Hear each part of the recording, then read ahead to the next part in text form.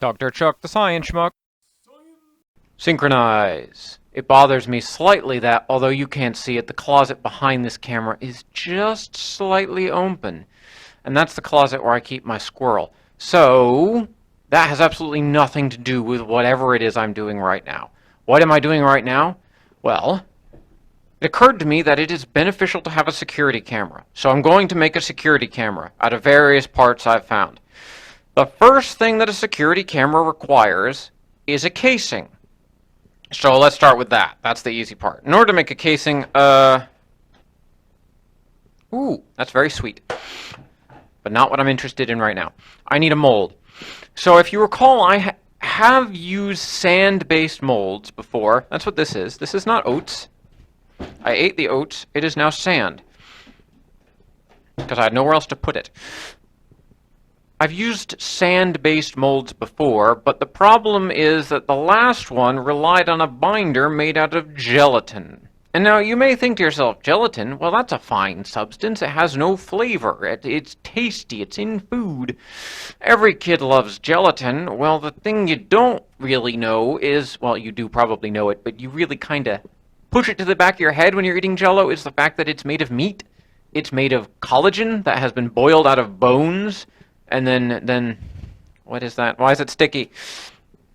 And then it's sort of dried up and compressed into a powder, which is then used to reconstitute a delicious fruit-flavored treat made of boiled bones.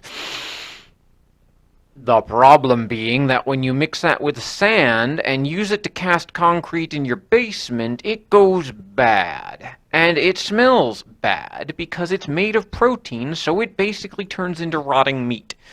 And as much as I like rotting meat as next to the next person, I don't like rotting meat. So I thought of an improvement, namely flour. I can't eat flour very much because I'm very fat. So I usually use this flour for giving away to other people to make them fat. Not in its pure form. I don't just give people little vials of flour. I bake it into cookies and then bring it to places and feed people those cookies. They don't necessarily know the other things I use it for, which in this case is making a security camera. So, let me pour out these delicious oats. Yeah, that's not oats. I don't know if that's enough. They say, why have you gotten flour? Because this is not oats, but that is flour. And that seems incongruous and out of spirit. The thing is, flour doesn't smell very bad when it rots. It sort of just goes moldy and quietly. And making mold is what I'm trying to do to begin with, so we're already halfway there. Flour contains gluten, which is a delicious substance that I eat a lot of, but that some people can't eat, which gluten is a protein that is plant-based and glues things together to make a sort of sticky mass. That's why, you know, when you make paper mache out of flour, if you're a little kid in the 80s, it's very sticky and very durable. So I'm basically making paper mache that isn't paper. So I'm actually going to combine flour with sand. Now, a proper cook would definitely measure with a measuring stick, or whatever it is you use to measure flour. Now, this is wasting a slight amount of food, although I figure when I'm done with it, I will have either a mold that I can do absolutely nothing with and never destroy, because, like, this stuff, when you make flour into a concrete-like substance, it's almost indestructible. My hand is covered in flour and sand, so I can't lick it without getting gritty. Gritty. That is the mold sauce now. Now, admittedly, this would not be... That's explosive, you know, when you have flour just floating through the air. At enough density, that eventually explodes. I don't think we're going to hit that today, unfortunately. This isn't the kind of mold you would use for casting something like metal, say, because flour is, like I just said, flammable. It doesn't respond well to heat. So, gotta mold the casing. Let's see if the... This is a plastic Halloween skull. Let's see how well that fits into this substance. The problem is it's not deep enough. So, it's also very sticky? So let me get some more sand in there. Okay, now interestingly, the sand that comes out of the bag is kind of wet, because the bag is wet, because it was outside when I bought it. So it is smelling kind of like bread. Weird chemical, plasticky bread. So now we'll see if our form is adequate to support this.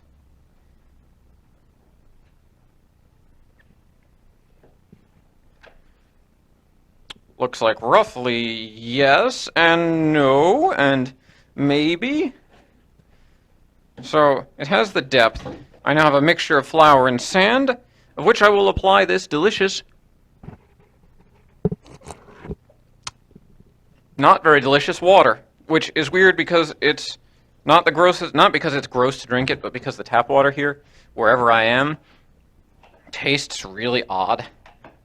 Again, a real person would be measuring this with measuring cups and yardsticks and burettes. But I'm not a real person. Got a weird amount of bubbles, and it's got like a milky white fluid, and I don't like that the camera is, I mean, it's in line with the center of the desk, but I'm not in line with the center of the room, so it's very uncomfortable to look up. Guess I gotta let that dry now? I don't know. Well, let's see how that goes. That seems like a good place to start. Well, it basically completely backfired on me. I did actually do what I set out to do in that without gelatin, the system did not develop gelatin rot. Rather, it went moldy. So that does mean that there's flour in there at least. But we can progress to the next stage and hopefully stop this massive stink from overtaking me entirely. First off, feature aspects need to be inserted. Then, our good old friend, container. No, our good old friend, sifted concrete.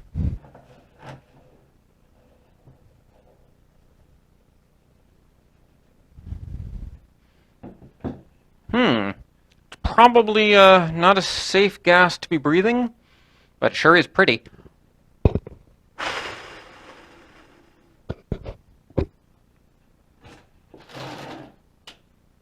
Water. Screwdriver. Now I just gotta get this stuff into the mold. The one additional consideration that this will require is that it needs mounting apertures, which I have gotten bolts for. I have a surprising number of bolts for it. More bolts than I think I need. Scissors. Well, okay. Now I've got concrete in the mold, so, let's let that settle, I guess. Is that what it's called? Settling? Setting? Suiting. I will let the concrete suit. My sticky tape is losing its stickiness. And my foam is coming down. But I suppose that's a better outcome than the foam going up. Because that would mean something has gone horribly wrong. Which, it did go horribly wrong with the process of making this casing not apocalyptically bad, but it definitely didn't work right. Namely, the original came out looking like this, which, one, has very poor definition. There's not much there that you can see, and it's very crumbly. And two, it shattered when I tried to remove it from the mold. Analyzing it, the problem being that in the plastic container, the mold was too soft.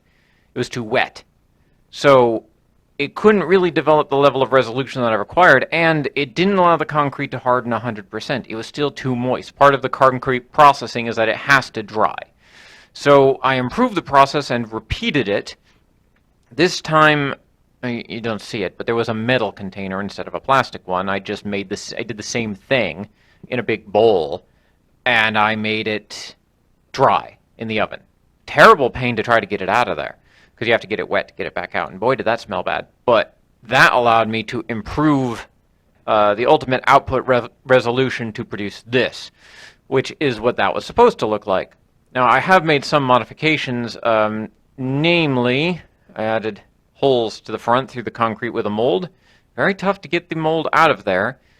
So we have the cardboard tube hole here for the camera, and then this other orbit was produced by, you can kind of tell, putting an eggshell in the concrete and gluing it to the mold to produce more depth, because the equivalent over here didn't have any depth and doesn't look like an orbit at all. Additionally, instead of putting bolts, which did not come out straight on this one, I put pipes to produce hollows in the back. that will be the attachment point for the circuitry that gets attached here. However, right now it looks a little concrete-ish. I'd like to paint it and have it drying while I do the circuitry. Huh. See, this type of ad, they do it in cursive so that you, it looks like a human wrote it. Like, oh, somebody actually sent me something for this gutter company. I should definitely, it even says John wrote it. The problem is, the vast majority of modern people can't read cursive, so I have no idea what this says. Even though I'm 42, 43, multiple 40s of years old, and I was the last generation who learned cursive, so I can read it. I just choose not to. Alright. I got some spray paint. This color was on sale. Now, the ball in there, we know exactly what that is, don't we? So, probably not my best idea to be doing this indoors. But when have I ever had a good idea? The air burns inside me, which is fine. That's gotta dry. Oh, yeah, the air in here is not so great. So, that's gonna dry. It might need another coat. You don't need to see me do multiple coats. I'm just gonna spray it a bunch until it's... Yeah, I'm just gonna... Ooh, that's very shiny. Yeah, I'm just gonna spray it a bunch until it is clean looking, and then the next stage... Oh, somebody's got metals on that one. I don't know metals, though. The next stage is develop circuitry. What do I mean by circuitry? So, like anything valuable, when the Vikings show up, I got carried away. And, like a Viking who is no longer appreciated by his Viking tribe, I went overboard. I made it too big, too complex, and too not really doing what it's supposed to do, because I got distracted by aesthetics. So sue me, don't sue me, don't sue me. I don't have the money for a lawyer.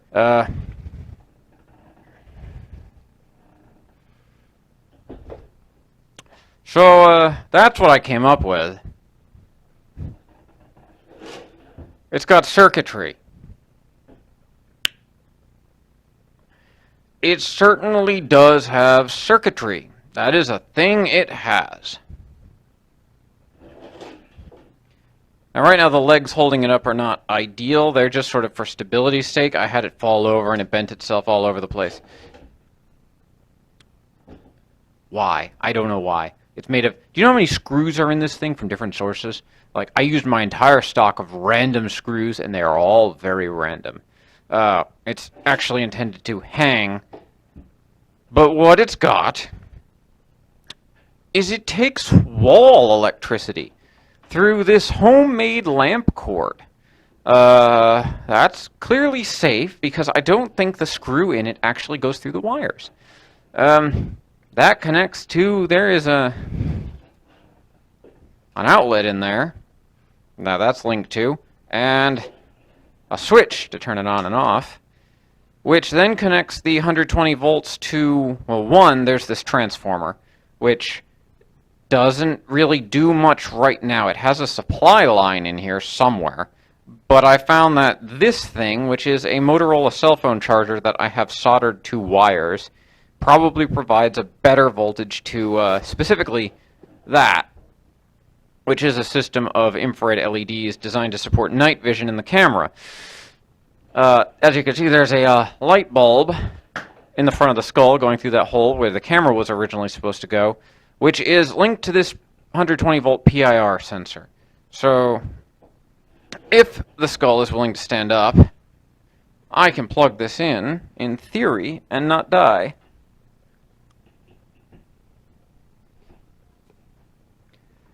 Okay, it's plugged in. Now, turning on this switch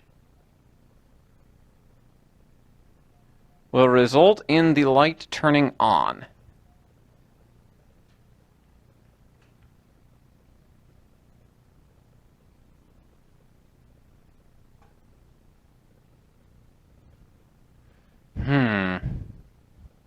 Okay, there is a switch in the back.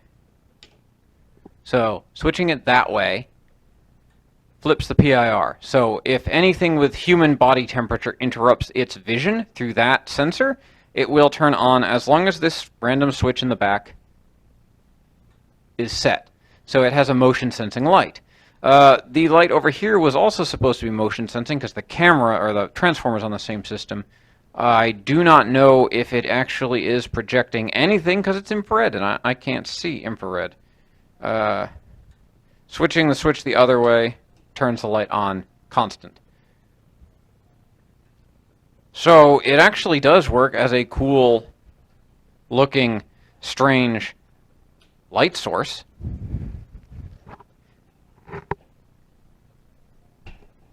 That looks like a skull, because it is a skull. It's a concrete mold of a skull, which I have painted white. The problem, why this is excessive, is because I actually took a look at the camera that this is meant to take. I actually opened it up and took it out of the box.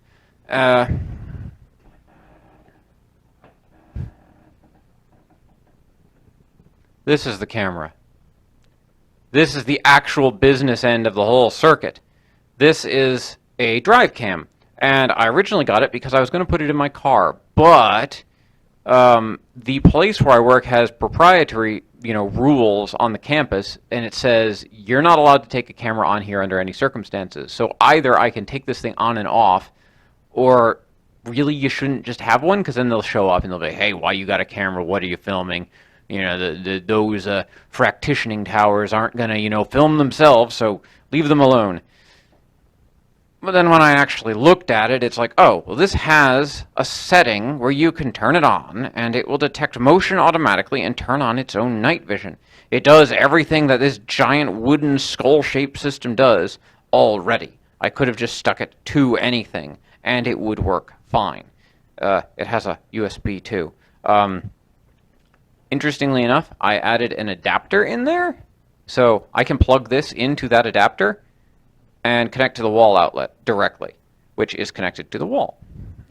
So this is intended to, I glued the lid of a tin can to the side, so it is intended to go on there like that. This would then plug into the USB ports on this white thing so that it would have power. And it is a camera that is fully functional, internally connected to what is essentially a glorified extension cord that looks super cool. Interestingly, the thing about things meant to stick to windshields, you gotta lick them first. So, yeah, the idea would then be that you plug it in, and it is a glorified extension cord. Is it cool looking? So, I mean, it looks like a cool security camera to me. It's got a handle. So, yeah. It can see, it can sense. Even if you don't use the camera, it can just turn on a light. You put this up in front of the apartment window, have it look outside, and it'll turn on the light when people walk by. Or I could have it, sit and wait for me outside of my bathroom, so that when I get up to go to the bathroom, this guy greets me with a bright, shining beacon of light. Very cheerful, I'm sure. As a piece of bizarre sculpture, I suppose it's effective. As a piece of turns on a light when people pass, I'd say it's effective. As a security camera, I'd say, the actual camera part is the camera part, and it doesn't require the rest of it. Which counts as a success in my book, so I'm okay with this. End.